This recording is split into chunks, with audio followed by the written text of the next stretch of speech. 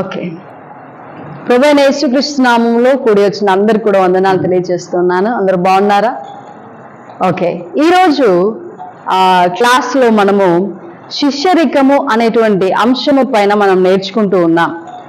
ప్రతి వారము కూడా ఒక రకమైన ఒక కొత్త సబ్జెక్టు, కొత్త టాపిక్ మనం నేర్చుకుంటూ ఉన్నాము. పోయిన సారి క్లాస్లో మనము ఆనాడు యేసుక్రీస్తు ప్రభువుల వారు పరిచర్య చేసిన కాలము నాటి సాంఘిక మరియు సామాజిక పరిస్థితుల గురించి నేర్చుకోవడం జరిగింది. అయితే ఈసారి క్లాస్లో మనము శిష్యరికము, అలాగే శిష్యుడికి ఇవ్వబడినటువంటి ప్రాముఖ్యతను గురించి మనము ఈ క్లాస్లో నేర్చుకుందాం. మనం గమనించినట్లయితే గనక శిష్యరికానికి ఒక ప్రత్యేకత పరిశుద్ధ గ్రంథంలో ఉన్నట్లుగా మనము చూస్తాం. శిష్యరికానికి అనగా శిష్యుడిగా ఎన్నుకోబడుటకు ప్రాముఖ్యత ఉన్నట్లుగా మనము చూస్తాం. అవునా? యేసుక్రీస్తు ప్రభుల వారికి ఎంతమంది శిష్యులు ఉన్నారు? యేసుక్రీస్తు ప్రభుకి ఎంతమంది శిష్యులు ఉన్నారు? 12 మంది శిష్యులు. అంటే యేసయ్య 12 మంది శిష్యులను తను ఎంచుకున్నట్లుగా చూస్తాం. వారు పనులు చేస్తున్నప్పుడు వారిని పిలిచినట్లుగా మనం చూస్తాం. తాను మొట్టమొదటిగా సేవ ఆరంభించే నాటికి, అనగా 30 సంవత్సరాల వయసులో ఉన్నటువంటి యేసయ్య తాను ఆరంభిస్తున్న సమయంలో, పరిచర్య ఆరంభిస్తున్న సమయంలో తన వెనుక తనను వెంబడిస్తూ శిష్యులుగా ఉండుటకు 12 మందిని మనం యేసయ్య పిలిచినట్లుగా మనము చూస్తాం కదా. సో అప్పటి నుండే శిష్యరికానికి, అనగా క్రైస్తవ్యములో శిష్యత్వానికి ఒక ప్రత్యేకమైనటువంటి పాత్ర ఉన్నట్లుగా మనం చూస్తాం. అలాగే యేసుక్రీస్తు ప్రభుల వారు స్వయముగా మనము చెప్పటం మనము చూస్తాము, గమనించడం మనం చూస్తాం. శిష్యత్వానికి క్రైస్తవ్యంలో ఒక పెద్ద పీట ఉంది. శిష్యత్వం అనేది దేవుడి చిత్తానుసారమైన పరిచర్య, అనగా విశ్వాసులను శిష్యులుగా మార్చుట. అది ఒక పరిపక్వతకు సంబంధించిన విషయం. అనగా కొన్ని రోజులుగా విశ్వాసులుగా ఉన్నటువంటి దేవుని బిడ్డలు ఇంకా తరువాత రోజులలో ఎలా మార్చబడతారు? శిష్యులుగా మార్చబడతారు, అనగా సహకారులుగా మార్చబడతారు. పరిచర్యలో సహపాలిభాగస్తులుగా ఉండడం మనము చూస్తాం. ఈ విధంగా విశ్వాసులు శిష్యులుగా మార్చబడటం మనం చూస్తాం. అయితే అవి కొద్ది లక్షణాలు వారిలో ఉండాలి. శిష్యులకు ఉండాల్సినటువంటి ప్రాముఖ్యమైన కొన్ని లక్షణాలు ఉన్నాయి, తద్వారా వారు ఎన్నుకోబడతారు. సో ఈ విధంగా శిష్యులు ఏ విధంగా ఎన్నుకోబడతారు, వారిలో ఉండవలసిన లక్షణాలు ఏంటి, అలాగే శిష్యుడి యొక్క గురి ఏమై ఉండాలి, అలాగే శిష్యుడి వల్ల సంఘములో చేకూరేటువంటి ప్రయోజనాలు ఏమిటి, అలాగే శిష్యుడు చేయవలసిన త్యాగములు ఏంటి, అలాగే శిష్యత్వము లేకపోతే గనక వచ్చేటువంటి, శిష్యుడిలో సరైనటువంటి లక్షణాలు లేకపోతే వచ్చేటువంటి అప్రయోజనాలు ఏంటి.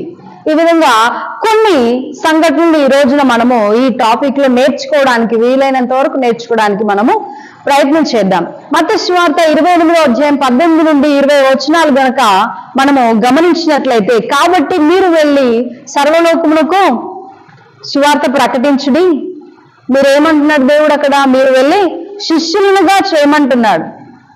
శిష్యులుగా చేయుడి అని చెప్తాడు. శిష్యులకి 12 మంది శిష్యులకి ఆజ్ఞాపించినటువంటి ఆజ్ఞ ఏమిటి అని అంటే, ఇవ్వబడిన ఆజ్ఞ ఏమిటి అని అంటే, శిష్యులుగా మార్చండి అనేటువంటి ఆజ్ఞ. సో విశ్వాసులకి శిష్యులకి చాలా తేడా ఉంటుంది, అవునా? విశ్వాసులు అనేటువంటి వారు వచ్చి వెళ్ళేటువంటి వారు, శిష్యులు అనేటువంటి వారు సహకారులుగా సంఘములో సేవకుడి యొక్క భుజమును కాయువారు శిష్యులు. విశ్వాసులు అంటేనేమో అనేక మంది విశ్వాసులు సంఘంలో ఉండవచ్చు కదా. మన సంఘంలో ఒక 100 మంది లేదా 150 మంది విశ్వాసులు ఉన్నారు, కానీ ఎంతమంది శిష్యులు ఉన్నారు కదా?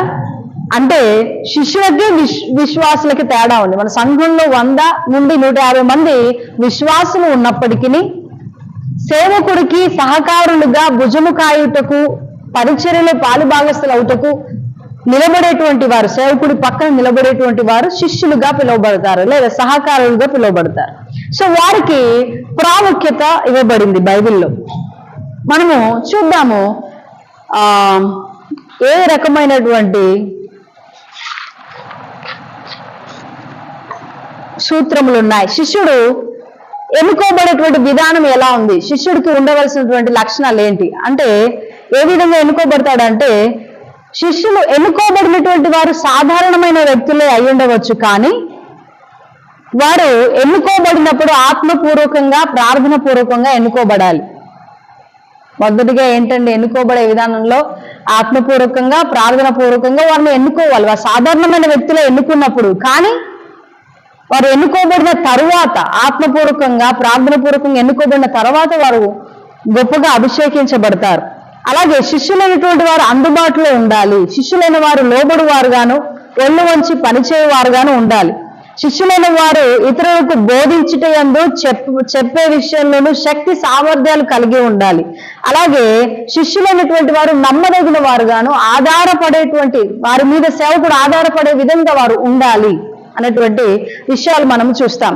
అయితే వారిలో మొదటిగా ఉండవలసినటువంటి ప్రాముఖ్యమైన లక్షణం ఏంటి అనంటే సహవాసము. సహవాసము అనగా వారు దేవుడితోనూ అలాగే సేవకుడితోనూ సహవాసము చేయవారై ఉండాలి. శిష్యుడు ఎన్నుకునేటువంటి విధానంలో మనం చూస్తాం, సహవాసం అనేది ప్రాముఖ్యతను కలిగి ఉంటుంది. మొదటగా శిష్యుడు దేవునికి అలాగే సేవకుడికి సమయాన్ని ఇచ్చేవాడుగా ఉండాలి. ఇప్పుడు మనం చూస్తాం, యేసుక్రీస్తు ప్రభుల వారు 12 మంది శిష్యులను పిలుచుకున్నప్పుడు, ఏర్పాటు చేసుకున్నప్పుడు, ఆ 12 మంది కూడా 3.5 సంవత్సరాలు యేసయ్య వెనకాలే ఉన్నారా, లేక ఇంటికెళ్ళి వచ్చారా ఎవరైనా? అంటే దాని ఉద్దేశం ఏంటి అంటే, యేసయ్యతో 12 మంది శిష్యులు పగలు రాత్రి కలిసి సహవాసము చేసినట్టుగా మనము చూస్తూ ఉన్నాం. అంటే ఆ సహవాసం అన్నది ప్రాముఖ్యతను కలిగి ఉంది.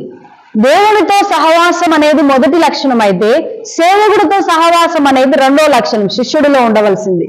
అలాగే ప్రతిరోజు కూడా కొన్ని పాఠములు సహవాసము ద్వారా నేర్చుకోవాలి అనేటువంటి ఆశ ఉండాలి. అలాగే సహవాసం ద్వారా మనము సేవలో వచ్చేటువంటి పరిస్థితులను ఎలాగ ఎదుర్కోవాలి, అపాయాలను ఎలా ఎదుర్కోవాలి, శోధనలను ఎలా ఎదుర్కోవాలి, శ్రమలను ఎలా ఎదుర్కోవాలి, విశ్వాసాన్ని ఎలా పెంపొందించుకోవాలి అనేటువంటి విషయాలు దగ్గరుండి నేర్చుకునే వారుగా శిష్యులు ఉండాలి అని దేవుని వాక్యం సెలవిస్తోంది. ఎందుకనంటే సహవాసంలో లేకపోతే కనెక్షన్ కోల్పోయినాం అనుకో, మనకు నేర్చుకోలేము మనం ఎక్కువ విషయాలు. చూడండి, యేసుక్రీస్తు ప్రభుల వారు ఉన్నారు, ఆయన వెనుక 12 మంది శిష్యులు ఎల్లప్పుడూ కూడా తిరుగుతూ ఉన్నారు. తద్వారా వారు అనేక రకాలైన అనుభవాలలో, యేసయ్యతో పాటు అనుభవాల్లో ఉన్నారు. అందుకే యేసయ్య ఏమన్నాడు, ఇదిగో మీరు ఇలాగుండాలి, ఈ సమస్యలో ఇలాగుండాలని చెప్పేసి ఏమన్నాడు దేవుడు, మీరు ప్రార్థన ఎక్కువ చేయాలని అన్నాడు. ఒక దయ్యమును ఎల్లగొట్టలేని పరిస్థితిలో ఏమని చెప్పాడు శిష్యులకి, మీరు ప్రార్థనలో ఉండాలయ్యా ఎక్కువ అని చెప్పాడు. అలాగే గాలి తుఫాను వచ్చిన సమయంలో నేనున్నానంటూ వాళ్ళ దగ్గరికి నడుచుకుంటూ వచ్చాడు. అంటే వాళ్ళకి ధైర్యాన్ని నేర్పించడము, ప్రార్థన నేర్పించడము, భక్తి నేర్పించడము, వారిని ఏంటంటే సహవాసంలోకి వృద్ధి చేయడము, శోధనలు పరిస్థితులు ఎలాగ ఎదుర్కోవాలనేటువంటివి ప్రతి విషయము కూడా సహవాసము ద్వారా శిష్యులు నేర్చుకున్నారు. 12 మంది అపోస్తలులు నేర్చుకున్నారు. అలాగే శిష్యులు అనేటువంటి వారు అలాంటి సహవాసము ద్వారా అనేకమైన విషయాలు నేర్చుకుంటారు. దేవుడితో సహవాసము ద్వారా, అలాగే సేవకుడితో సహవాసం ద్వారా సేవ ఎలాగుంది, పరిచర్య పరిస్థితులు ఎలాగున్నాయి, ఒక అవగాహన కలిగిన వారై సేవకుడికి అన్ని విషయాల్లో తోడుగా ఉండటం నేర్చుకుంటారు. సో ఈ విధంగా శిష్యులు మొదటగా సహవాసము కలిగి ఉండాలి. రెండవదిగా సమర్పణ కలిగి ఉండాలి. రెండవదిగా సమర్పణ కలిగిన వారుగా ఉండాలి. ఆ సమర్పణ ఎటువంటి సమర్పణ అనంటే, తమకున్నటువంటి వ్యక్తిగత కోరికలను కానీ, లక్ష్యాలను కానీ, లేదా ఇవన్నీ కూడా పక్కన పెట్టి దేవుడికి తమను తాము సమర్పించుకునటం, అనగా సమయాన్ని సమర్పించుకోవటము, సామర్థ్యాన్ని సమర్పించుకోవడము, తెలివితేటలను సమర్పించుకోవడము, సొమ్మును సమర్పించుకోవడము, ఈ విధంగా పరిచర్యలో సమర్పణ కలిగి ఉండాలి. అది ఎటువంటి విషయంలోనైనా సమర్పణ కలిగిన వారుగా శిష్యులు ఉండగలగాలి. మనం చూస్తాము 12 మంది శిష్యులు అపోస్తులైనటువంటి వారు సమర్పణ కలిగిన వారుగా మనం చూస్తాం. ఏ విషయంలో అనంటే వారు పనులన్నీ వదిలివేశారు, డబ్బులు సంపాదించడం పక్కకు పెట్టారు, వ్యక్తిగతమైనటువంటి కోరికలన్నింటినీ పక్కకు పెట్టారు. వారు కేవలము యేసును వెంబడించేటువంటి సమర్పణ కలిగి ఉన్నారు అంతే. ధన సంపాదన అనే దాని వైపు వెళ్ళలేదు, లోకాశల వైపు చూడలేదు, ఎక్కడ ఉంటున్నాం, ఎక్కడ తింటున్నాం, ఎక్కడ పడుకుంటున్నాం అనే వాటి గురించిన ఆలోచన లేదు. అనగా కేవలము తమ్మును తాము శిష్యులుగా ఉండుటకు యేసే కోసము అన్ని సమర్పించుకున్నట్లుగా మనము చూస్తూ ఉన్నాం.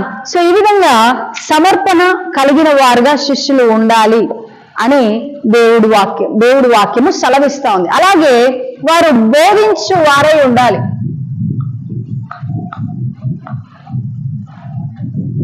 అనగా వారిలో ఎటువంటి లక్షణం ఉండాలి అన్నదంటే బోధించగలిగిన లక్షణం ఉండాలి. దేవుడు యొక్క పరిచర్య ఎక్కడ జరిగినా అక్కడికి పరిగెత్తుకుంటూ వెళ్ళే లక్షణం వారిలో ఉండాలి. దేవుడు పని కొరకు సిద్ధపడేటువంటి లక్షణాలు వారిలో ఉండాలి.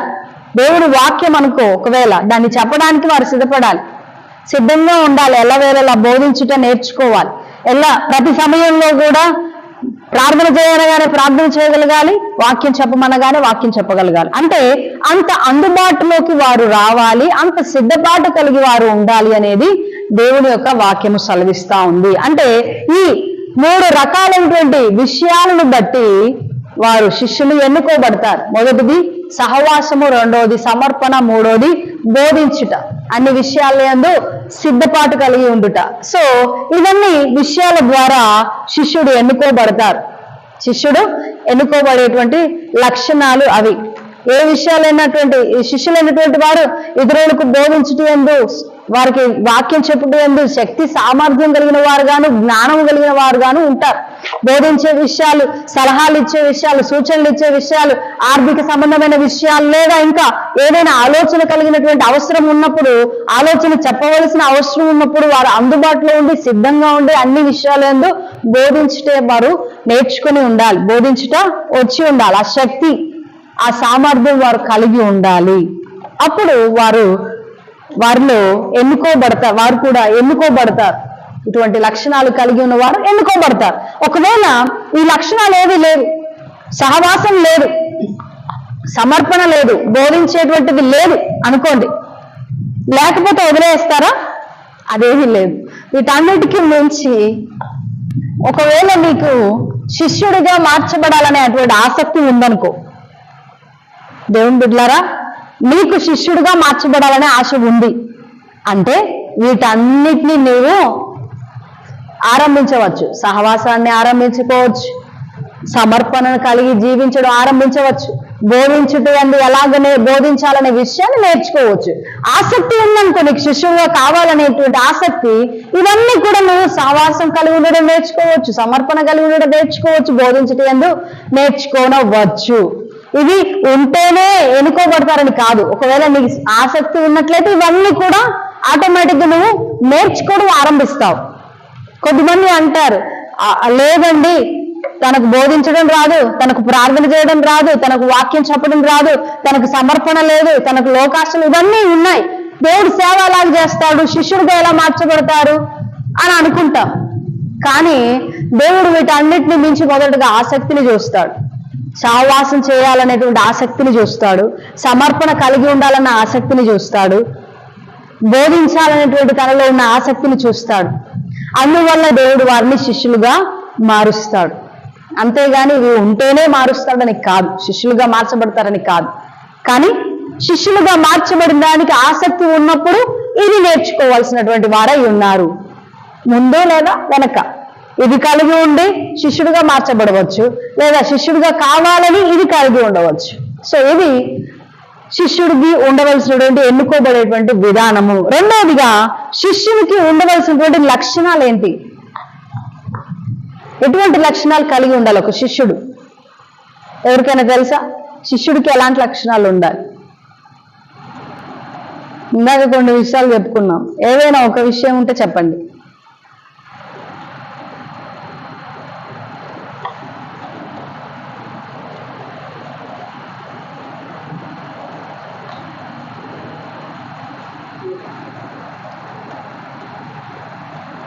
ఓకే, సరే, ఎవరు చెప్పలేకపోతే నేనే కంటిన్యూ చేస్తాను.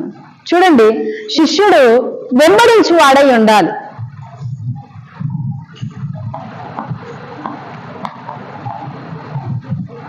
వెంబడించి వాడై ఉండాలి, ఉపేక్షించి వాడై ఉండాలి,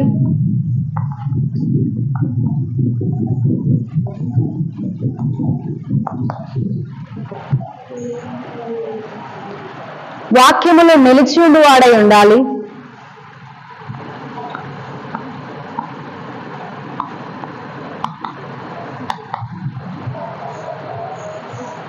ఫలభరితమైన జీవితం కలిగిన వాడుగా ఉండాలి. ఫలభరితమైన జీవితం కలిగిన వాడుగా ఉండాలి అంటే ఆర్థికంగా, ఆలోచనలలో, గుణలక్షణాలలో, సంఘపరంగా ఫలభరితం కావాలట. ఒక శిష్యుడు అనేటువంటి వాడు అన్ని విషయాల్లోనూ శిష్యుడుగా ఉండాలి, ఫలభరితంగా ఉండాలి, మాదిరిగా ఉండాలి. ఒక మాటలో చెప్పాలి అని అంటే మనం తిమోతి పత్రికలో చక్కటి విషయాలు మనం చూస్తాం. తిమోతి పత్రికలో, తీతుకు రాసిన పత్రికలోను, తిమోతికి రాసిన పత్రికలోను, ఆ 3 పత్రికలు కూడా పాస్టరల్ ఎపిస్టల్స్ అంటారు.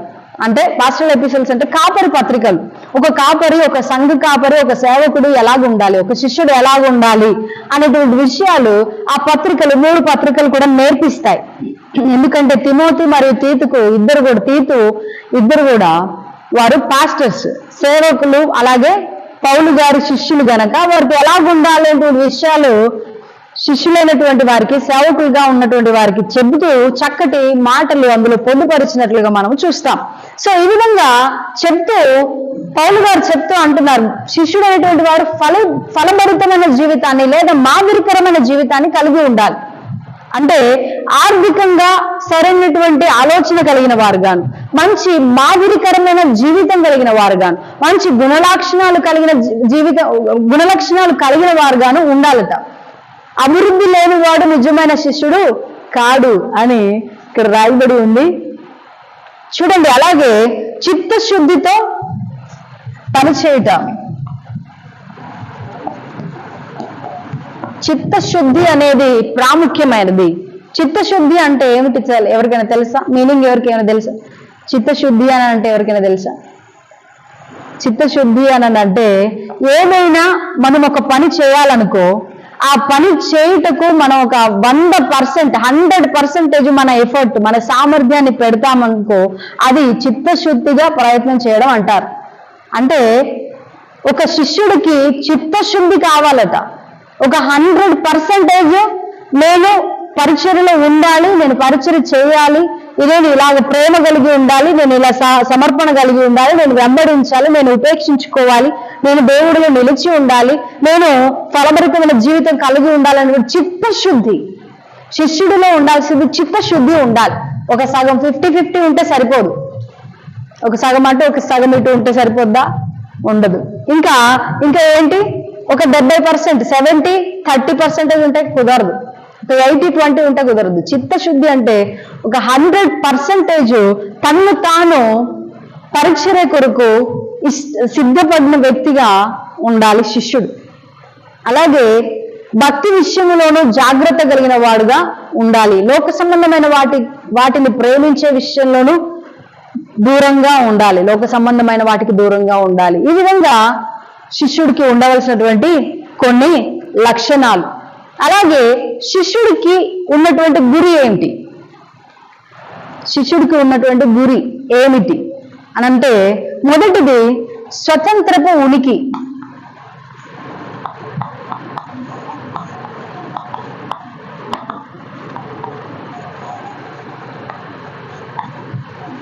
స్వతంత్రపు ఉనికి అంటే స్వతంత్రంగా నిర్ణయం తీసుకునేటువంటి శక్తి తనలో ఉండాలి. ఇప్పుడు ఏదైనా సమస్య వచ్చిందనుకో, ఆ విషయంలో ఒక మంచి నిర్ణయాన్ని తీసుకోగలగాలి.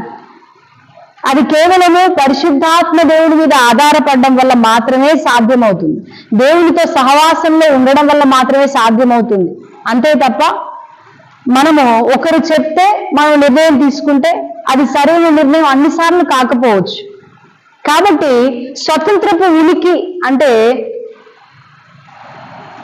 స్వతంత్రంగా నిర్ణయం తీసుకునేటువంటి శక్తి సామర్థ్యాలు కలిగి ఉండాలి ఒక శిష్యుడు.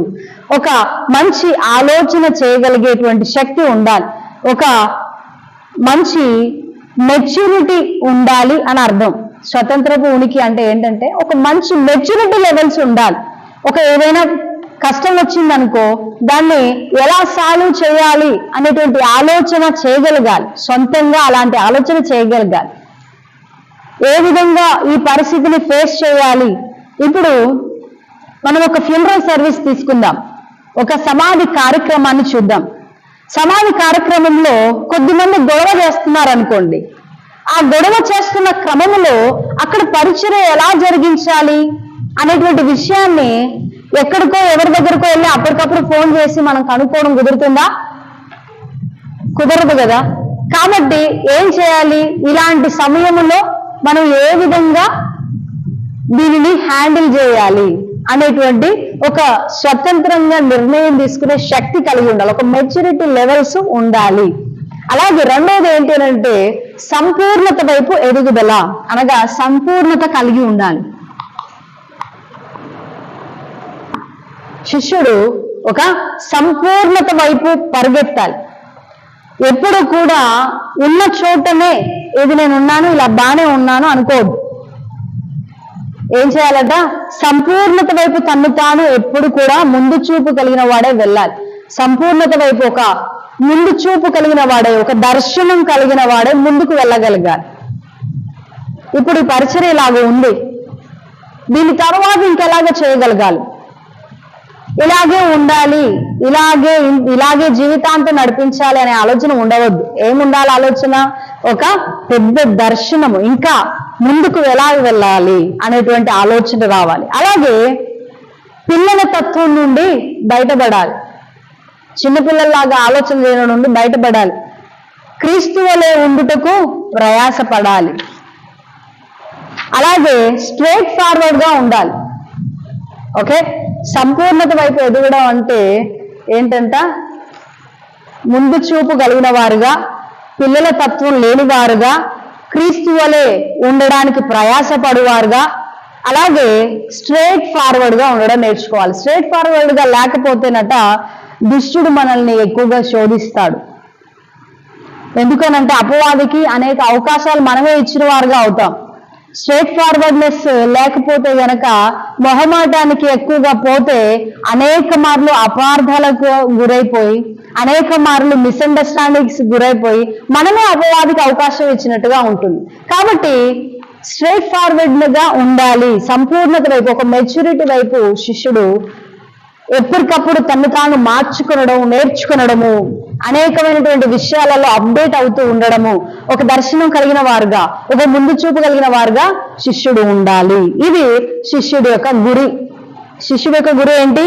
తను తాను స్వతంత్రపు ఉనికి కలిగిన వాడుగా ఉండాలి. రెండవదిగా సంపూర్ణత వైపు తను తాను ఎప్పటికప్పుడు మలుచుకుని వాడుగా ఉండాలి. అలాగే ఇంకా కొన్ని చూద్దాము.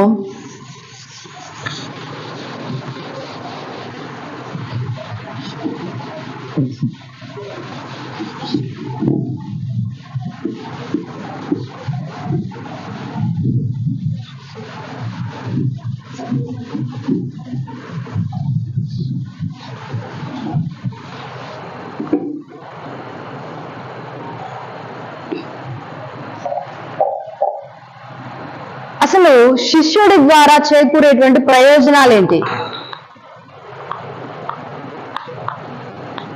అసలు ఎందుకు శిష్యత్వం అవసరం? సంఘములో ఎందుకని శిష్యులు ఉండాలి? సంఘములో ఎందుకని సహకారులు ఉండాలి?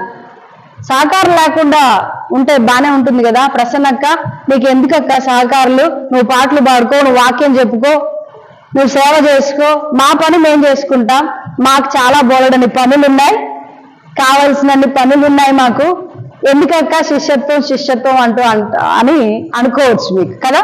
కానీ శిష్యత్వం వలన అనేకమైన ప్రయోజనాలు సంఘానికి చేకూరుతాయి.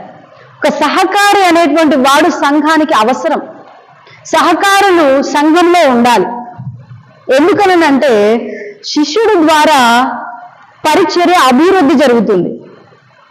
సేవకుడు ఒక్కడే సేవ చేసుకుంటా వెళ్ళాడు అనుకో, ఒక్కడే వాక్యం చెప్పి ఒక్కడే పాటలు పాడి ఒక్కడే పరిచర్యలో ఉన్నాడనుకో, సేవకుడు మాత్రమే పరిచర్యలో ఉంటాడు. కానీ మిగతా అందరూ విశ్వాసులుగా ఉంటూ వెళ్ళారనుకోండి, పరిచర్య అభివృద్ధి అనేది త్వరగా జరగదు, డెవలప్మెంట్ అనేది ఎక్కువగా ఉండదు, చాలా లేట్ డెవలప్మెంట్ అవుతుంది, లేట్ డెవలప్మెంట్ ఉంటుంది. అంటే పరిచర్య అభివృద్ధి అనేది చాలా ఆలస్యం అవుతుంది.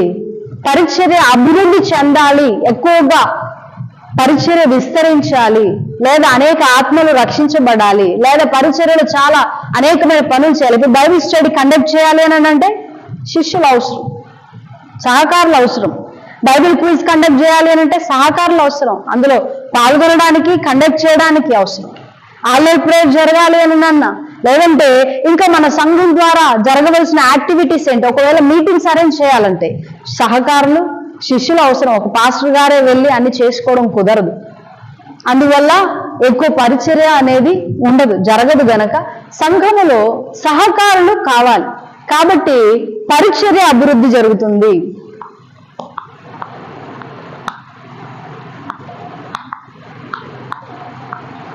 రెండవదిగా శిష్యత్వపు పరిచర్య ద్వారా సహకారుల వలన సంఘములో సంఘ ప్రవర్తన అనేది కూడా మారుతుంది.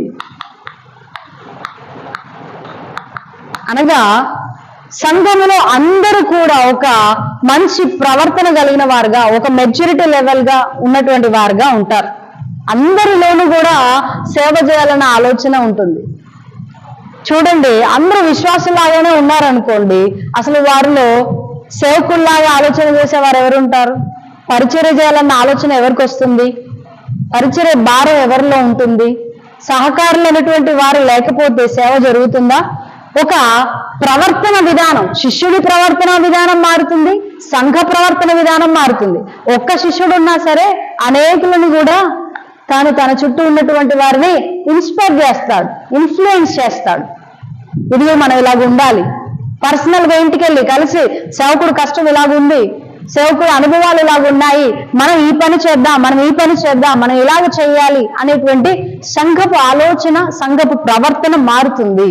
అలాగే సంరక్షణ ఉంటుంది, సంఘమునకు సంరక్షణ అనేది ఉంటుంది. ఇప్పుడు సేవకుడు ఒక్కడే అన్ని పనులు చేసుకుంటూ ఉంటే కష్టం. సహకారులు ఉన్న వారు సంఘాన్ని కాపాడుతూ ఉంటారు, సంరక్షిస్తూ ఉంటారు.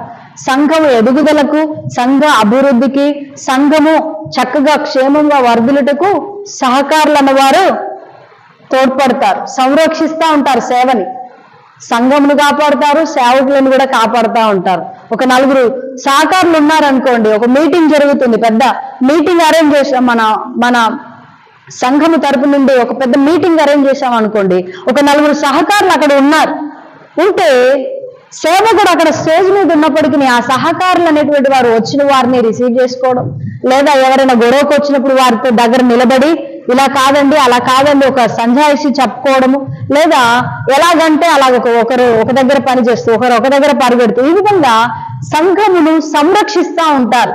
సంఘంలో ఎవరికైనటువంటి సమస్య ఏదైనా వచ్చినప్పుడు వారి దగ్గరికి పరిగెత్తుకుంటూ వెళ్ళడము, వారిని కాపాడుకోవడము, వారి కోసం ప్రార్థన చేసుకోవడము, ఈ విధంగా సంఘమును సంరక్షించుకునేటువంటి విధానం అనేది శిష్యుల ద్వారా పెరుగుతుంది.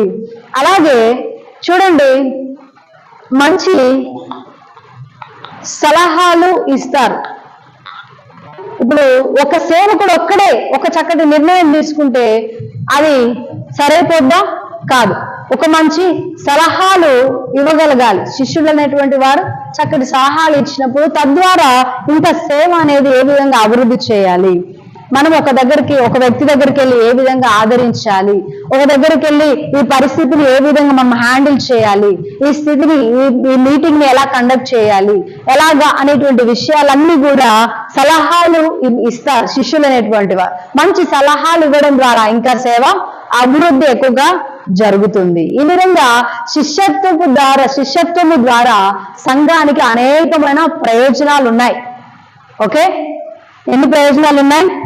ఇంకా శిష్యత్వము ద్వారా మంచి స్నేహం కుదురుతుందట. మంచి స్నేహము, మంచి స్నేహితులు అవుతారట. సహకారులు ఎవరికి మంచి స్నేహితులు అవుతారు? సేవకులకు మంచి స్నేహితులు అవుతారు. మిగతా సహకారులకు, సంఘంలో ఉన్న సంఘ బిడ్డలందరికీ స్నేహితులుగా అవుతారు, దగ్గర వారుగా అవుతారు. స్నేహం అనేది బంధుత్వం కన్నా గొప్పది. స్నేహం అనేది బంధుత్వం కన్నా గొప్పది. సో ఈ విధంగా స్నేహితులుగా మారి మంచి దగ్గర వారుగా మార్చబడి ఈ విధంగా తద్వారా ఒక మంచి ఆరోగ్యకరమైనటువంటి సంబంధాలు, బంధాలు సంఘంలో నెలకొల్పబడతాయి. శిష్యత్వం వల్ల అనేకమైన ప్రయోజనాలు చేకూరుతాయి. కాబట్టి దేవుని బిడ్డలారా, చక్కటి 2 ఆడపిల్లలు ఉన్నారు, మీరిద్దరు కూడా మంచి శిష్యులుగా మార్చబడాలి. ఆమేన్. సో అలాగే చూద్దాము. ఇంకా నెక్స్ట్, శిష్యుడు త్యాగం చేయాల్సినటువంటి కొన్ని ఉన్నాయి. త్యాగము చేయాల్సినటువంటివి. శిష్యుడుగా ఉంటే ప్రయోజనాలు ఉన్నాయి, శిష్యుడికి ఉండవలసిన లక్షణాలు బాగున్నాయి, శిష్యుడు ఎన్నుకోబడేటువంటి విధానం చాలా బాగుంది, శిష్యుడికి ఉండవలసిన గురి చాలా చాలా బాగుంది. మరి ఎన్నో మంచి లాభాలు ఉన్నాయి, కానీ కొన్నైనా కష్టాలు ఉండాలి కదా. శిష్యుడికి కూడా కొన్ని చేయవలసిన త్యాగాలు ఉన్నాయి. అవేంటి అని అంటే, మొదటిది సమయాన్ని త్యాగం చేయగలగాలి. మొదటిది ఏంటి? శిష్యుడు ఏం త్యాగం చేయగలగాలి? సమయం త్యాగం చేయగలగాలి. సమయాన్ని త్యాగం చేయగలిగినప్పుడు ఏమవుతుంది అని అంటే, ఇప్పుడు అనేకమైనటువంటి సేవలోకి, పరిస్థితులన్నిటిలోకి, పరిచర్యలన్నిటిలోకి కూడా మీరు సమయాన్ని వెచ్చించగలుగుతారు. మీ సమయాన్ని త్యాగం చేయడం ద్వారా, దేవుడి కోసము, పరిచర్య కోసం త్యాగం చేయడం ద్వారా సంఘంలోను, పరిచర్యలోను, సేవలోను సహకారులుగా మీరు ఉంటారు. కాబట్టి ఏం చేయాలి? మీ వ్యక్తిగత దానికోసం పనులన్నింటినీ పక్కకు పెట్టి కొన్నిసార్లు సేవ కోసం సమయాన్ని త్యాగం చేయాల్సి ఉంటుంది. శిష్యుడు అనేవాడు సమయాన్ని త్యాగం చేయాలి. రెండవదిగా ఉద్రేకమును త్యాగం చేయాలి, శారీరక బలమును త్యాగము చేయాలి, ఆర్థికపరమైన, వస్తుపరమైన, ఆలోచనపరమైన మొదలైనవి సందర్భాన్ని బట్టి త్యాగం చేయాల్సి వస్తే త్యాగం చేయాలి. అలాగే ఇతరుల అవసరతలు యందు కూడా అనేక సార్లు సమయాన్ని లేదా సందర్భాన్ని బట్టి త్యాగం చేయాల్సి ఉంటుంది ఏదైనా. అలాగే సెన్సిటివ్ మాత్రం ఉండొద్దంట అస్సలే. శిష్యుడికి సున్నితమైన మనస్తత్వం ఉండడానికి వీల్లేదట. ఎందుకు లేదు? ఆ సున్నితత్వాన్ని త్యాగం చేయాలట. ఎందుకు త్యాగం చేయాలో తెలుసా? ఒకవేళ చేదరించినా కానీ ఓర్చుకునేటువంటి మనస్సు వారిలో ఉండాలట. హల్లెలూయా. ఎన్ని త్యాగం చేయాలి కదా, చాలా కష్టమైనవి త్యాగం చేయాల్సి ఉంది. ఏంటంట? ఉద్రేకములు లేదా ఆవేశమును త్యాగం చేయాల్సి ఉంటుంది. అలాగే సామర్థ్యమును లేదా సొమ్మును త్యాగం చేయాల్సి ఉంటుంది. అలాగే సున్నితత్వాన్ని త్యాగం చేయాల్సి ఉంటుంది. ఈ విధంగా త్యాగం చేయాల్సిన కొన్ని అవసరతలు.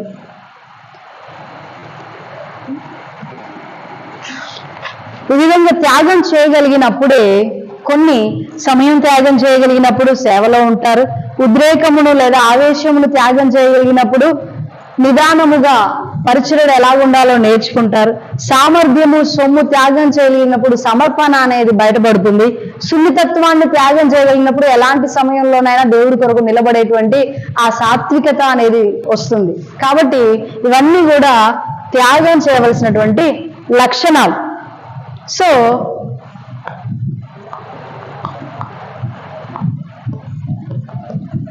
ఈ ఒక్క టాపిక్ చెప్పుకొని మనం ముగించుకుందాము. శిష్యత్వమును బాధ పెట్టేటువంటి కొన్ని లక్షణాలు ఉన్నాయి. శిష్యత్వమును, శిష్యరికమును ఇబ్బంది పెట్టేటువంటి లక్షణాలు ఉన్నాయి. అరిష్టములు లేదా ఏం చెప్పుకోవాలి, ఒక డిస్టర్బెన్స్. శిష్యత్వానికి ఒక డిస్టర్బెన్స్, శిష్యత్వాన్ని అడ్డగించేది అని రాసుకుందాం.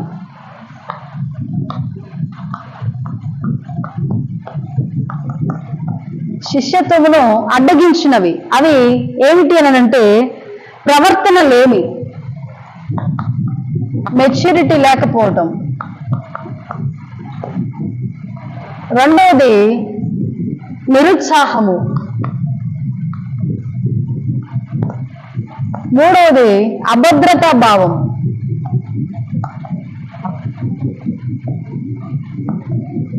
నాలుగవది గుర్తింపు లేదనే బాధ.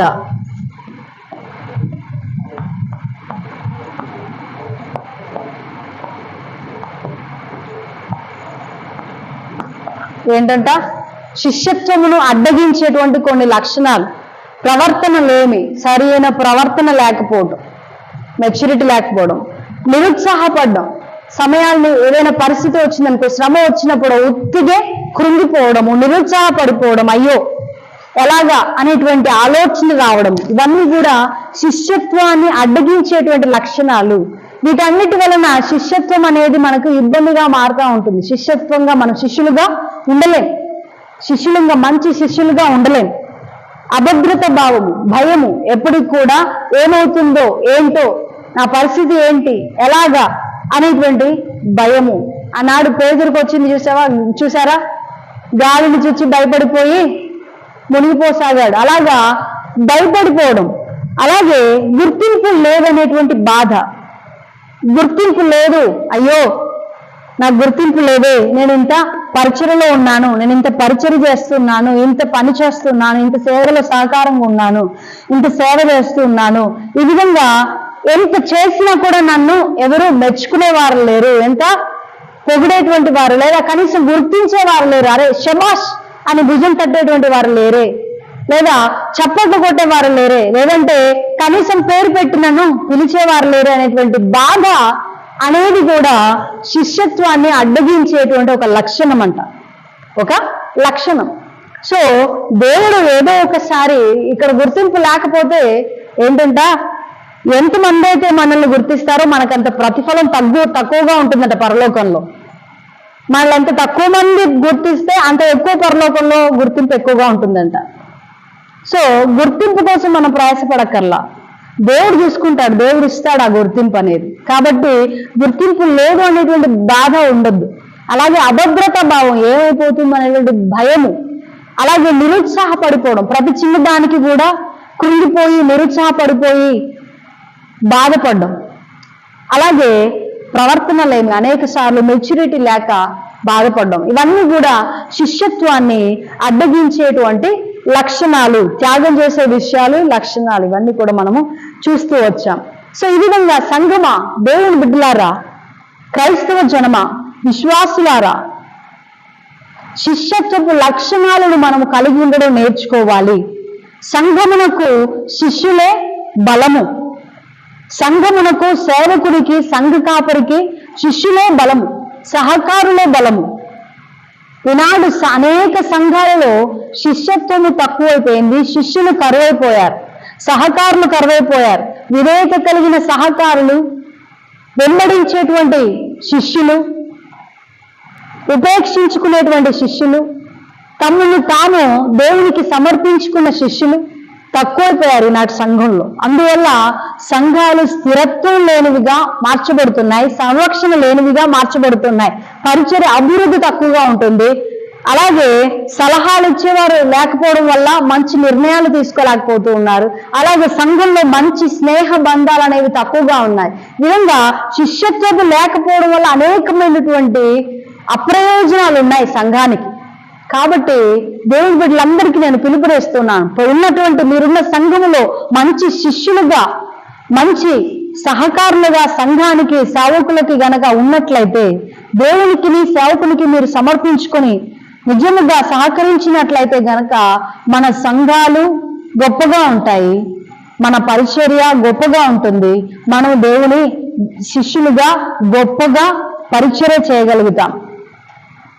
సో ఈ విధంగా సంఘములను బలపరిచే శిష్యులుగా, సహకారులుగా సంఘ బిడ్డలందరూ, విశ్వాసులందరూ మార్చబడాలి అనేది నా కోరిక.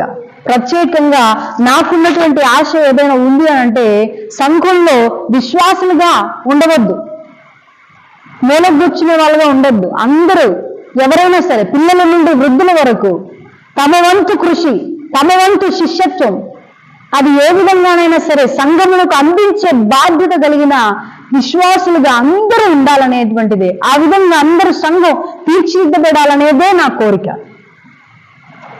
సో ఆ విధంగా మంచి శిష్యులుగా మనం మార్చబడును గాక, గురి కలిగిన శిష్యులముగా, మంచి లక్షణాలు కలిగిన శిష్యులముగా, సంఘమునకు చక్కటి ప్రయోజనం చేకూర్చే శిష్యులముగా, సంఘమును వృద్ధి చేసే శిష్యులముగా మన సంఘ బిడ్డలందరూ ఉందురుగాక. ఆమేన్. చక్కటి క్లాస్ను దేవుడు దీవించునుగాక. అలాగే వచ్చే క్లాస్లో కూడా మరొక టాపిక్తో, మరొక అంశంతో మనము ముందుకు వెళ్దాం. దేవుడి క్లాసును దీవించునుగాక. చిన్న ప్రార్థన చేసుకుందాం. మహాగొప్ప దేవుడా యేసయ్యా తండ్రి, నీకు వందనాలు, స్తోత్రాలు ప్రభువా. అయ్యా ఈ క్లాస్ ద్వారా చక్కటి విషయాలు మీరు మాకు నేర్పించినందుకు వందనాలు ప్రభువా, స్తోత్రమయ్యా. దయచేసి ప్రభువా ఇంకను మా సంఘంలోని అనేక మంది బిడ్డలు శిష్యులుగా మార్చబొట్టకు సహాయం చేయమని అడుగుతూ ఉన్నాను. సహకారులుగా మార్చబొట్టకు సహాయం చేయండి ప్రభువా. తద్వారా సంఘమునకు అనేకమైన ప్రయోజనాలు చేకూర్చేవారుగా అందరూ ఉండాలి ప్రభువా. అందుకోసం సహాయం చేయండి అయ్యా. ఇంకను ప్రభు క్లాసులు విన్నటువంటి ప్రతి ఒక్కరిని మీరు దీవించి ఆశీర్వదించుమని మీకు వందనాలు, స్తోత్రాలు తెలియజేస్తూ యేసుక్రీస్తు నామములో అడిగి వేడుకొంచున్నాం తండ్రి. Amen. Amen. Thank you all. God bless you all.